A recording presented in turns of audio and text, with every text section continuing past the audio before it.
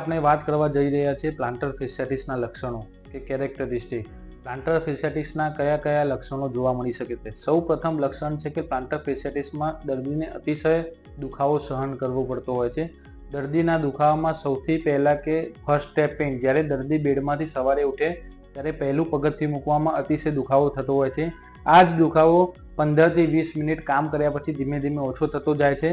આ શરૂઆતના સ્ટેજમાં પ્લાન્ટર ફેસિયાટિસના લક્ષણો જોવા મળી શકે છે.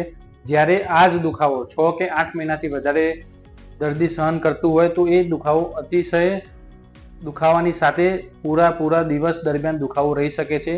દુખાવા ઉપરાંત દર્દીને પગમાં ઝુંઝુનાટી આવી કે કોઈ પણ જાતની ચાલવામાં તકલીફ પડતી એ પ્લાન્ટર ફેસિયાટિસના લક્ષણોમાં જોવા મળી શકે છે.